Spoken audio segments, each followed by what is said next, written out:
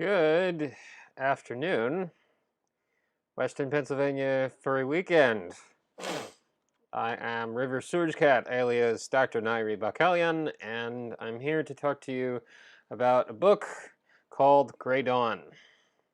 Note the cover. Wait, other way. Note the cover. Damn it. Note this side. No, thank you. Thank you. My tech support skunk is telling me. No, this side, the cover, says ridiculous. Okay, we're going to resize that just a little bit more so that it's not eating up my face. It already consumed quite a bit of preparatory time. This was quite a few years. Well, not quite a few years. There's other projects I've had that have been in development for longer, but this took up, probably, the original short story was in the summer of 2017, and then at the tail end of 2018, we had initial conversations about a book, and 2018 also saw the sequel short story to the original short story, and then 2019 was when I wrote the bulk of the book. So it's been coming for a little while. Came out on August 7th. The book is Grey Dawn, A Tale of Abolition and Union. How to describe this book? Well, the publisher categorized it as lesbian military fiction, and that covers it, but that's not all. It's more than that. As a queer person, as a trans person, I feel very strongly about writing the representation that I want to see. So this is my first book-length attempt. I've published other stuff before in short story form. This is my first book-length attempt at doing that. So I'm going to read you the blurb now. The year is 1862. Driven by a leading from the spirit, Chloe Parker Stanton leaves the woman she loves to enlist in the Union Army and fight for abolition in war as she has in the streets of Philadelphia. At home, her lover, Lee Hunter, eagerly awaits Chloe's letters, anxious to hear of her survival without discovery, for women are not allowed to wear the Union blue. 3 days after Gettysburg comes the news. The 17th Pennsylvania Cavalry has survived, but Chloe Stanton is missing, presumed dead. The year is 2020. Sergeant First Class Lee Hunter came of age during her 17-year stint in uniform. Since childhood, she'd been drawn to the Army in search of something, all while fighting her inner truth as a trans woman. After her final combat tour, Lee left the military a decorated combat veteran and finally transitioned. She was quickly recruited by the Joint Temporal Integrity Commission, a new secretive government agency tasked with intercepting temporal refugees and integrating them into present-day society. 2 years after joining the commission, Lee is entrusted with a special assignment, personal custody of a Pennsylvania cavalry soldier from 3 days after Gettysburg. Her name, Chloe Parker Stanton. Grey Dawn is a tale of war, abolition, union, and women who forge ties that carry them from one life into the next. When the Grey Dawn breaks on a new era and a new cause, who can you trust to fight beside you? So, lesbian military fiction? Yes, but also trans lesbian romance. Also, some serious, I hope, consideration of the things that the Civil War was about and the things that the Civil War left undone, and the fact that here and now in this era, we too have things that we need to be fighting for. We have causes, we have equality and justice that we need to be striving for. So that's all part of what I was trying to write here, all sort of tied up in this novel. Now, is it a romance novel? I have complicated feelings about calling it that. Why, you may ask? Well, the romance is a part of it. It's important, but that's not all it is. You know, this isn't a bodice ripper or an ACU ripper, I guess. Um, this is, I mean, and hell, you can see the cover. I was trying to go for the most that way. I was trying to go for the most unromance cover to a story with a romance in it that I could possibly go for, and I highly recommend my cover artist, Lance Buckley. I mean, I was worried that I was going to get like terrible clip art or just terrible, poorly photoshopped stuff, but no, I asked for something that was minimalist. Like I was asking for something that was going to be stark and simple, and so yeah, and I asked for specific weapons from specific eras, and by God, I got that's exactly what's on the cover. I asked for an M4 and a Smith, and I got an M4 and a Smith.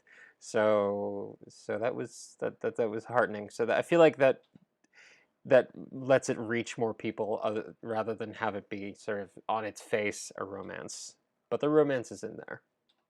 Um, other things other things that are rather important to this story are the idea that the language surrounding LGBTQ identities has changed, and I try to engage with that from the perspective of Chloe, my time traveling abolitionist character, who is lesbian, but the term hadn't entered its modern usage in her time. Like she fell forward in time from 1863, and the earliest use of lesbian in its modern sense is 1875-ish, I think, from what I've read. Um, so it's like these things existed, but they existed under different names. So I'd like to read to you from one of the early chapters. So as the story opens, Lee receives custody of Chloe, and that involves or supervision of her, and that involves bringing her home and having her live with Lee and her housemate, who is her cousin Hiromi, um, and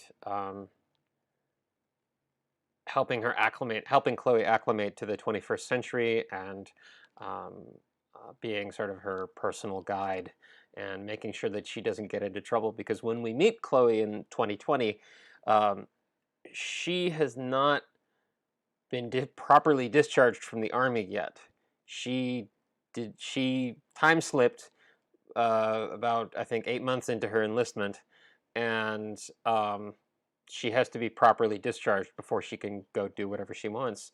But she got tired waiting for discharge at the local Army National Guard base, and so uh, she decked an MP and tried to steal a Humvee that she didn't entirely know how to operate, um, and tried to escape. But the commission has her taken in and handed over to Lee, and so when we get our first glimpse of what is life like at the very beginning, when she's living with Lee and Hiromi, um,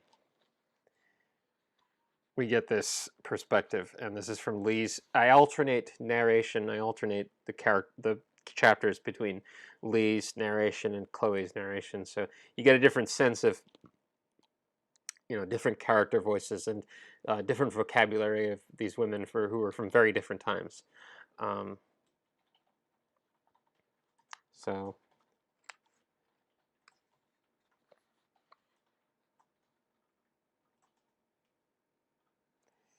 And I'm going to do my character voices, so you get to hear that too. Around then, we were all starting to get a little bit more comfortable with each other. In fact, that might have been the first morning we all felt okay showing up to breakfast in our pajamas. I couldn't quite make out the conversation when I started down the steps from the attic, but when I finally made it to the ground floor, the snap of a camera shutter greeted me.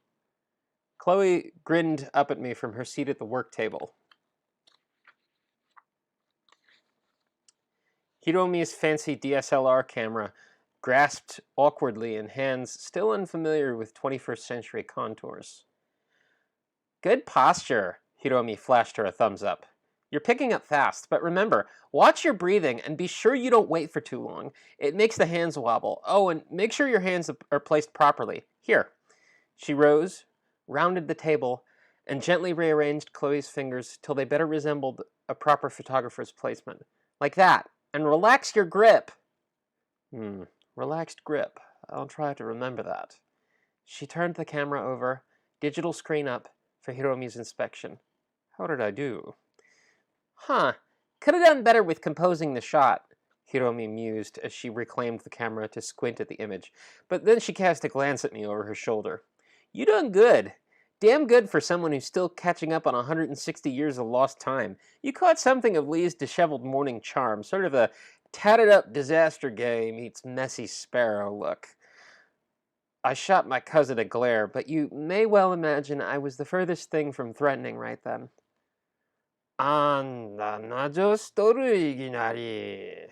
It wasn't enough to grouse in English. I had to grumble in Miyagi dialect, like Grandma Shigeko used to. Now, what do you think you're doing? Good morning, sunshine. Hiromi stuck out her tongue. I'm just teaching Chloe how to handle a DSLR. You should be proud of her. She's a quick study. For a moment, I searched for some kind of snappy comeback, but that's when Chloe's eyes caught mine. There was a guilelessness there that hadn't been there before, but that it was the first morning she was seeing me with my hair down and dressed in just leggings and an oversized old army hoodie. Good morning, Lee. Was she blushing? Yeah, of course she was, but she was also in a loosely buttoned flannel with the sleeves rolled to her elbows, the old-school kind of shirt common in her original time, with the long, long shirt tail. She had powerful thighs. They were powerful, and they were bare. Did all Union soldiers have thighs this damn powerful? I asked myself. And fuck, am I blushing? I asked myself the question, but it was pointless. Of course I was blushing. Butch women, especially soft butch women in casual mode, make me weak, dude. Chloe, good morning. I trust you slept well? She started a bit at that. Then, gaze momentarily falling, she nodded. Yes, slept the sleep of the dead. I smirked. Coming from someone from 1863, that's a loaded statement. Weren't you the one, she ventured, looking back up, her eyes flashing with challenge, who jested about being raised from the dead by coffee yesterday? Speaking of. Thank you. Ooh, point there. I hopped off the steps and gestured to the mug on the table beside her. Got any more where that came from? I could use some reviving. Hiromi gestured over her shoulder with the DSLR camera. The kettle's hot, and I recovered your French press last night. Ah, domo sumimasen ne, I said. Oh hey, thanks. Coffee's a ritual for me. It always has been. Back in the army, it was one of the luxuries I tried to hang on to wherever I could. I'd have my parents send me the good stuff from home rather than the shit that came from the carafes at the DFAC in Fort Drum, or the spray-dried instant stuff that I dug out of my latest MRE. Coffee instant type 1. I'm making my tech support skunk laugh. Steve 1989, well worth your watch on YouTube. Amazing MRE reviews. Anyway, back to our story. I had to give him a plug. Come on, I talked about Coffee Instant. Keep reading. Yes. Down in front. Nowadays, it's my space for slowing down before the workday, or at any rate, when I'm getting my day started, even on the weekend, and sometimes I wonder if it also helps me keep my ADHD in check. It's strangely calming, rather than over-energizing like it is for others. With the French press in one hand and mug in the other, I deposited myself in the empty seat across from Chloe. Her eyes were still subtly averted. It's got to be a bit of a jump from the cameras you would have seen back in the day, I remarked. There was no shortage of ice that regularly still needed to be broken at the time. It certainly is a darn sight more convenient to not have to hold still for an eon like we used to, she replied. Her eyeline was slowly drifting up. Quieter, even. And I sure didn't see a flash. Plus, I reckon a camera that small is going to be portable just about anywhere. Hiromi set the camera down beside her in favor of her phone. Oh, they get smaller, much smaller. She pointed to the tiny aperture of the front-facing camera. It's kind of nuts just how small they can get, and wait until I show you my camera drone and the kind of resolution it can pack into a small lens and manage to fly. Chloe sat up, leaning across the table to squint at the little dot of the lens. Cameramen used to need assistants to carry their machines. I reckon now everyone's a cameraman. And did you say flying camera? Hiromi laughed. I wouldn't be so complimentary. Everyone thinks they're a photographer now. It takes more than that to make an expert. Few people today are actually any good with a camera. Huh, Chloe shook her head. Spoken like a true professional. It was strange. It was comfortable. It was familiar, too, especially from my end. It felt a little disorienting, if only I'd known the truth of it then. For a while, we chatted as we ate, talking of local news and the finer points of modern photography.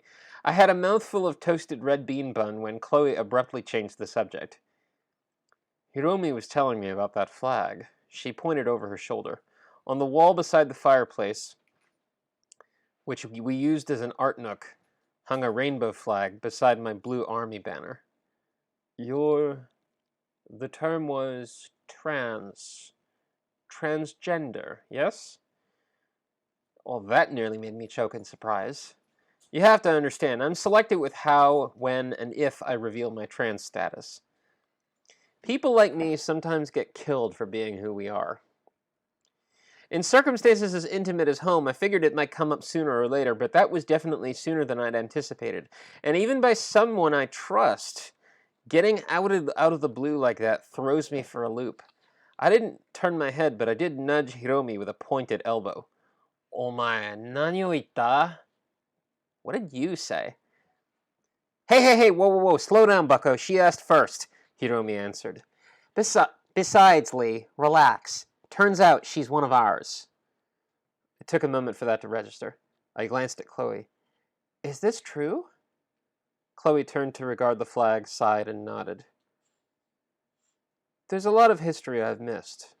A lot of new words that have been made. But it isn't anything that didn't exist in my time by different names. She turned back to the table, and she was all suave now, all confident. Besides, she said, lesbian. I like it. It evokes the glories of the classical age, and I think I will remember that one. That one's mine. And mine, I echoed, along with transgender.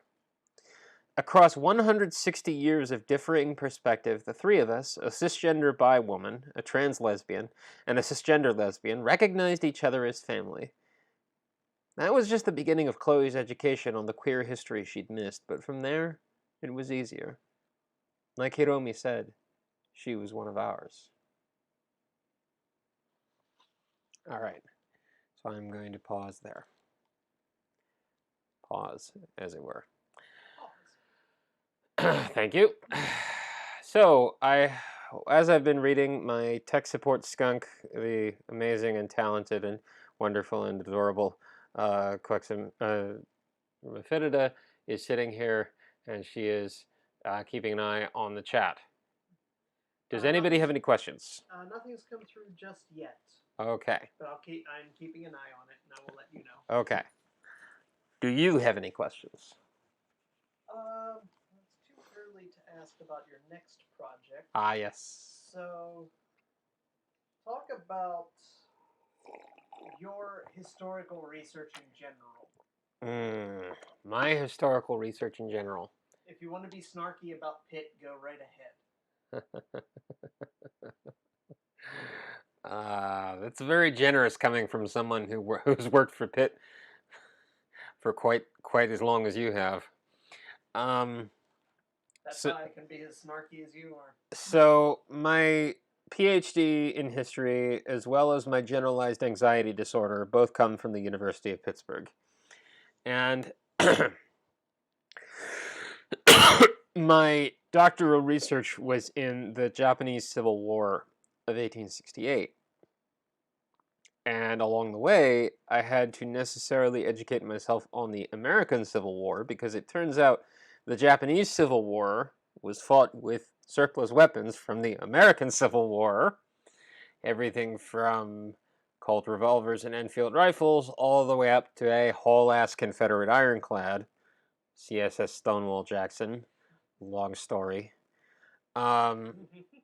So that was sort of one of my entry points into the American Civil War professionally. And so I've had to educate myself in the line of work about the American Civil War in order to better understand the Japanese Civil War and how they interface. And in fact, the people who I studied, the losers in the Japanese Civil War, the Northern Coalition, reached out for help from the United States by parsing their struggle in the language of, well, we're like the Union in your Civil War. Sadly, they didn't win. You can see where my preference is. And that comes up in Grey Dawn. Both the American and Japanese Civil Wars are very relevant to Grey Dawn. Read it to find out. I mean, obviously the American Civil War motif is, on its face, but you'll have to read it to find out the true extent of how the Japanese Civil War is entangled in the plot of Grey Dawn. Because it's there. It's not the way you might think it is.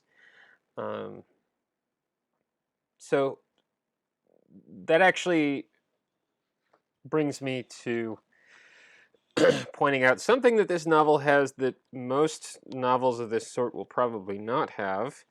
And one is illustrations.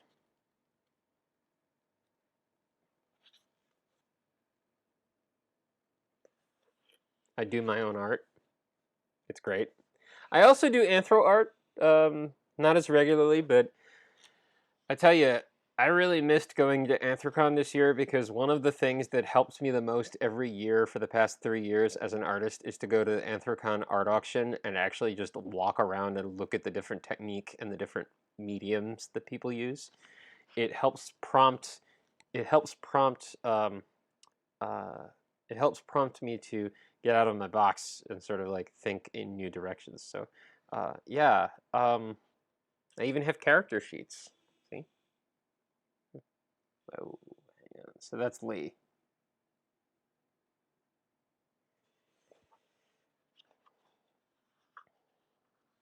If they had personas, I'm divided over whether Lee would be a lynx or a wolverine.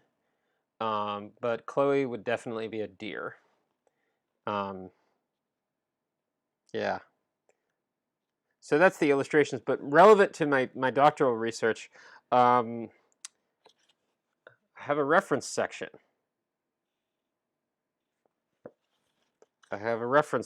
And so not all of the stuff that factored into writing this book, but a selection of it, and then bibliography for the stuff I actually quoted.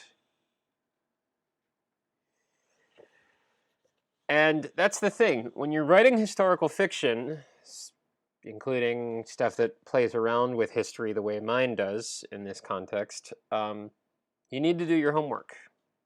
You really need to do your homework. You need to understand as best you can the history itself before you go around playing with it, so that you can make it more believable, so that you can make it better rounded, so that you can make it more whole. And actually, one of the things that I thought was honestly a huge compliment was when we were vetting the book to make sure that I wasn't infringing anybody's copyrights or anything like that. The person at my press who was vetting the book was convinced that the historical figures that I made up and the fictional businesses that I made up were real. So that's like I take that as a compliment. I'm flattered. I'm honored, because if I did enough homework to fool my publisher, that means I'm doing something right. So it makes it easier for me to to be building this off of um, my doctoral research, because it's ultimately dealing with the aftermath of the same topic, but it's it doesn't mean that I didn't have to do extra research. I mean, part of what was very important to me for Grey Dawn was the fact that there was two big things. One, even if this is a romance novel about, or not a romance novel, but like a novel with romance in it, about about a white abolitionist, I think it behooves people who write novels about the American Civil War to understand that it was about slavery, that the war was about slavery, and not to shirk from that, and also to do justice to the fact that it was the black abolitionists and black leaders who were leading the way on that. And so this is why this novel has as important members of the supporting cast William and Letitia Still, who were heroes of the Philadelphia abolitionist scene. There's a couple of also A-list abolitionist figures whose names you may recognize who appear, and I wonder if you'll catch the Easter eggs there. Um, and so, but it's important, and I actually that's how chapter one opens. It's the first, I think, 7 or 8 of Chloe's chapters are written in the form of being excerpts from her memoir, and she at length will talk about how it was the black abolitionists, the black folks who were leading the way. So you need to do justice to that, even if you're telling a story about a white abolitionist who's trying to find her lost love. That's one. Two, you need to do justice to the fact that there are people who we would now consider trans men who were in the American Civil War. And you need to not subsume them into the category of women in uniform. Because there are some people who assigned female at birth, who disguised themselves as men because they wanted to fight, or because they wanted to be close to spouses or brothers or parents. And it was an expedient, and at the end of the war they were discharged, or they were found out midway through the war, and that was it. There were other people who took advantage of enlistment as a way of being recognized for the men that they really were, most famous of these being Albert DJ Cashier.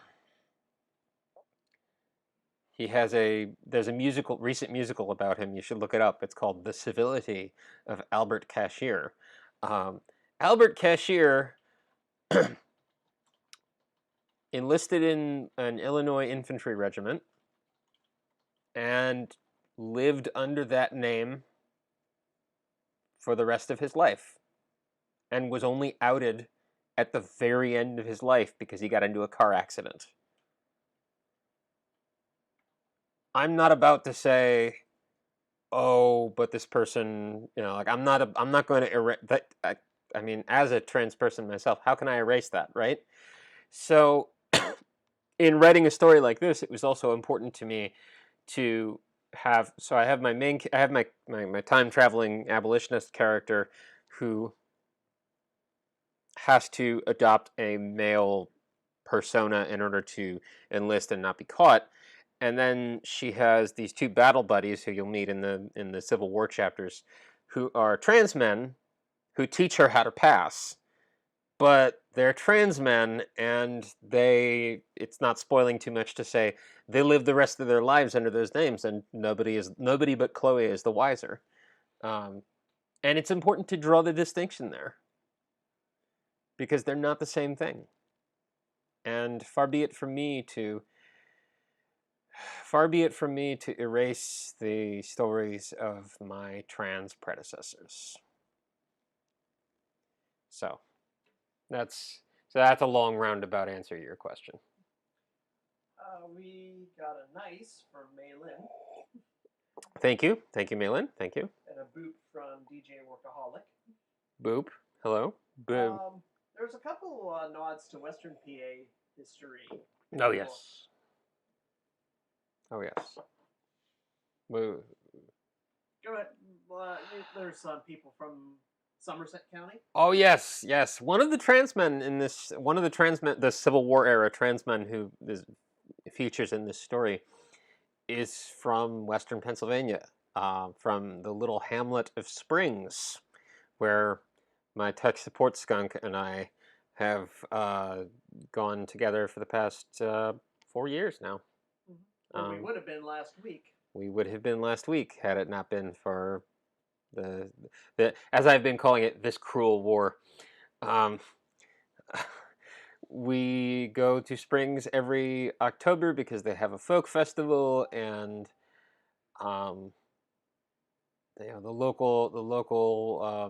local businesses and the traditional handcrafts and live music and also the nature is just lovely to be around. But yeah, one of my supporting cast members is a trans man from Springs, which is far enough south in Southwest PA that it's practically Maryland. Like really, you go off the fairground, turn left, and drive for like 5 minutes, and you're in Maryland. Um, so so that's probably the most prominent, the most salient nod to Western Pennsylvania. I also have a couple of other things, a little bit more spoilery, but those of you who are from Pittsburgh or from the environs, you'll recognize some of these names. For that matter, as I said, when I vetted the book, we had some issues, and so I wound up having to choose a new surname for Chloe, and I went with the name Stanton, which is the name, I think, of a neighborhood here? Stanton Heights. Stanton Heights. It's the name of a neighborhood in Pittsburgh. It's the name of a street. So for you Western Pennsylvania folks, I only live here. I'm not actually from here. I'm from Philadelphia, but my partner very graciously excuses that. For you Western Pennsylvania folks, there's some stuff here. There's some stuff here. Although predominantly it's a Philadelphia, it's a Philadelphia story, not the Philadelphia story. Good God, though, Katharine Hepburn would be if this were a movie.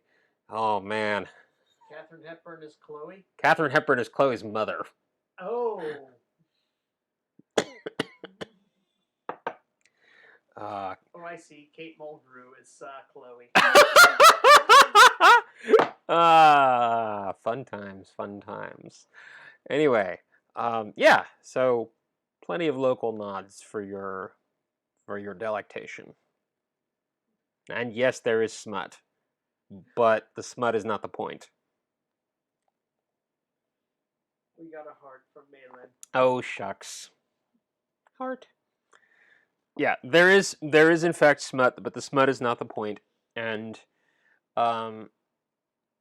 when you get to the racy bits, it is less that, oh yeah, great, look at them fucking, but it's more that they have finally found a place of trust and safety to the point that they can have this level of intimacy. More meaningful that way, I think. And for those of you who are in the audience who are trans, yeah, there's all sorts of trans and lesbian references in this. I think you'll catch some of them. I mean, not least of which being Lee drives a Subaru, for goodness sakes. Lee drives a Subaru, and there's skirt go spinny. There are head pats. There's all kinds of contemporary trans tropes that are in there. I've rather enjoyed working them in, especially skirt go spinny. That was something I've been wanting to do for a while. And I'm building rather significantly on my personal experience here. as a Philadelphian, um, a lot of the important places in this story are places that have been important to me. Um, some of the places that you'll see, and I get feedback rather regularly that it's like I was actually there as I was reading this. Like, wow, yeah, I'm writing what I know, but also I guess this was a way that I was able to get out some of my longing for being there because I miss it. I haven't been there in a while. Um, and my family is from there, and things make sense there. And that's actually a line that Lee uses herself. Things make sense here. Um, so perhaps you'll catch some of that. Structurally, it may interest you that I did not build this in the Western style. Grey Dawn is structured like a Knoll play, the Japanese uh, traditional theater, um, which has not three acts but three sections. Jo Ha Kyu, beginning, so things begin slowly and auspiciously. Ha, breaking, is the bigger middle section, and then Q is the end section where things are um, rapidly coming together and into a new equilibrium. And if there's anyone on the off chance who knows some Knoll, Grey Dawn was significantly inspired by the play Izutsu, The Well Cradle, by Zeami, which is about a woman who longs for her missing husband so deeply that she puts on his court garb and his court cap and goes looking for him. So I thought, what if Izutsu but lesbian? I think it works. I wanted to add regarding character voices, so you heard some of them just now. It's an important part of the writing process for me to play with character voices because that helps me get the character voices in writing a lot more distinct from each other. This has been an interesting point of feedback that I've been hearing from multiple different readers that they had the character voices were very clearly separate. Like, yeah, good, but I do that because I handwrite, B I read out loud. I kind of like perform for myself as I'm writing.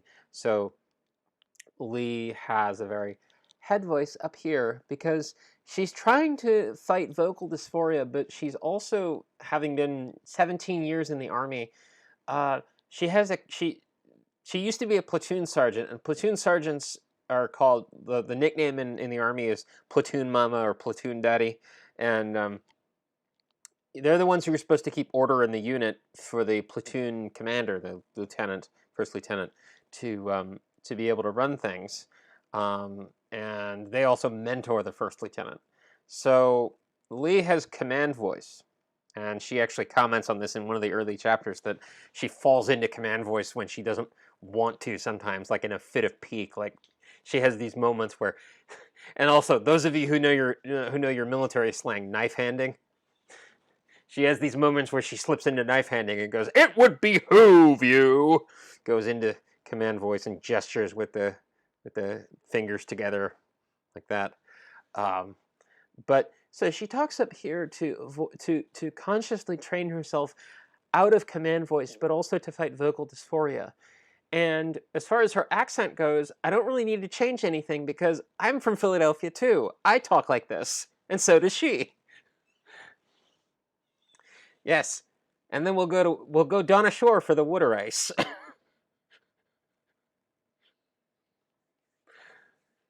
And then Chloe. Yes, I will refrain. Hey, you do Yinzer, you do Yinzer too. Don't give me shit from Philadelphia.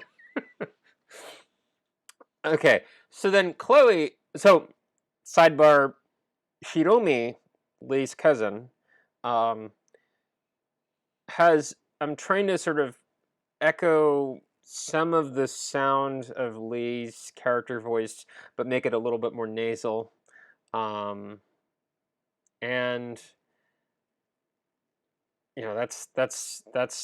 I don't need to change too. I don't feel like I need to change too much there, but they're close to the point that they're practically like sisters, so there would be some overlap there. Chloe, on the other hand, coming from 1863, coming from a wealthy Quaker background, has the mid-Atlantic affect, and if you know your historic film actresses like Katharine Hepburn, has that sort of affect, which denotes class. Even though she is the furthest thing from a snooty upper-class woman, she has in fact fought radically for abolition and for equality. There is something of her background that remains in the way that she speaks, and so she's down here. And it's helped me make my peace with my voice a little bit too, because if I didn't have a resting low voice anyway, I wouldn't be able to do Chloe's character voice as well. So hey, it worked out. So I'm hoping we're in talks right now with the publisher. We're hashing out how to approach doing an audiobook, because I'm not the only author who's published with Balance of Seven who has gotten an overwhelming amount of "when's the audiobook happening" from the readers. So I'm hoping that I can voice the characters myself, because they have character voices, and I want to do justice to that. So it's looking like we're coming up on 15 minutes. So about 10 minutes. Okay. So Sebastian says, "Give me one of those Johns." Johns. Malin says, doing the audiobook would be great." Oh, I hope I can. It may not be possible based on how things work out, but I am going to insist on it. Part of that also is my firm belief that a trans character ought to be played by a trans performer. End of story, period. And hopefully someday, if by some miracle, Grey Dawn becomes a movie, good God, that would be wonderful. I don't know if I can stipulate it like in a contract, but I would like to stipulate in a contract that Lee be played by a trans woman who is Asian American, because that's important. So yeah, but I enjoy doing the character voices. It means a lot to be able to do that. But yes, John. For some reason, that's the one thing I neglected to put in. You failed to use the word John. I failed to use the word John, and now Gritty is going to shiv me in my sleep. If he can. Boozy. What's the difference? Hear me out. Boozy's actually from Kentucky. He just happens to live in Montco. That's all. No, he's from Iowa. He only works in outer space. Okay. You do have another project in the works. Yes, I do. A few, which does but have rather some furry notably. content in it. Yes, it does. Go for it. So my next project is a series currently in the works. It's called Homeward Stars. The main character is a trans woman named Emily, who is from Mid-Coast, Maine in the 22nd century. And she had to leave home to escape an abusive family dynamic and transition safely. And in order to piss off her father, who was the last of a long line of U.S. Army officers before the Army went out of existence with the global unification, she joins the Earth Stellar Navy. We catch up with her 7 years later in Boston, sort of self-exiling herself through her career and just avoiding going home, when she suddenly realizes that she can see the ghosts of her ancestors. And not only do they not have a problem with her being trans and a lesbian, they all are trying to set her up with the woman that she's crushing on. But Emily is in denial about having a crush and also being able to talk to ghosts. But she'll need to be able to solve both if she wants to A, come home, and B, be able to fly again, because it starts to interfere with her flying career as a starfighter pilot. So along the way, we get to meet a number of real historical figures too. Most notably, Joshua Lawrence Chamberlain, who is the most famous denizen of Emily's hometown of Brunswick, Maine. There is furry content, as the skunk points out. Rather important to the story is Emily's hometown bestie, Lana, who owns a hangar at the local airport, but is also the chairperson of her regional FurCon, which I think we're going to call LobsterCon. Something like LobsterCon. So there is in fact furry content in this. And What about the AI? oh yes, and so the different pilots in the Earth forces in this story have AIs that they are able to program to their preferred avatar and personality when they're issued. So Emily has an AI who looks like a World War II era Women's Air Force service pilot, and her name is Maggie. And Lana has an AI that she's basically made to be her persona. So an Anthropine Martin named V. And if you've seen my Anthro art, you've probably seen drawings of V. A Pine Martin with an undercut who wears flannel and flies airplanes. So V will also be a character in this story, as will quite a few cats, like non-anthro, just mostly Norwegian forest cats. So I'm looking forward to that, and I'm hoping to be done writing that by December 31st, so that I can start shopping it around next year. This is my new rule of thumb. I'm going to try and write a book a year. Whether I get them published once a year remains to be seen, but I'm going to be aiming at making one book a year happen, and fingers crossed. So, all right, any other questions? Malin says, LobsterCon sounds like a good place for dinner. Oh yes, I mean it's LobsterCon. lobster. Gotta hold the corn on the shore near Harpswell Neck. Lots of fresh lobsters there. Gotta get a hold of some potatoes, some potatoes, and some fresh scod, some fresh scrod. See, it's a little bit different. The Maine accent. I've got character voices for these ones too, but it's a little bit different because Maine is not my native. Maine and New England is not my native accent. So, and there's a difference between Boston and Maine, New England. So, Boston is park the car and have a yard is the stereotype, and Maine is down here at the back of the throat, and you got to close your mouth a little bit more because it gets colder in Maine. So yeah, look forward to that too.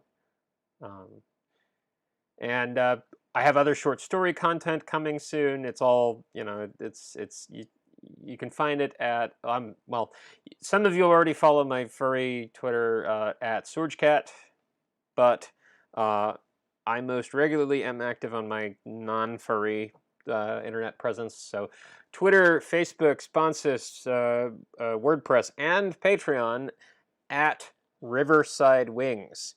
And I have stories that expand the Grey Dawn verse on my Patreon that are for patrons exclusive, and then I'm going to be collecting and releasing as its own sort of self-published volume down the road. So look forward to that. Thank you for having me. And the skunk is giving me hand signals from here. So we're going to be going to her peppers next, I believe, right? Mm-hmm. Oh, don't forget, we'll be seeing you tomorrow. Yes, you will be seeing me tomorrow, where I will be talking about the thing that, like it does for Lee, helps me be calm and focused. We're going to talk about coffee, or Soorj, as is in my character name here. Soorj being coffee in Armenian. We're going to talk about different methods of preparation, different sorts of enjoyment, different seasoning. Some of this may be familiar to you. Some of it is probably not going to be familiar to you. I have been raised as, in the words of the great Hamsar, I was raised by a cup of coffee. And on that tragic note, see you tomorrow. And I hit mute.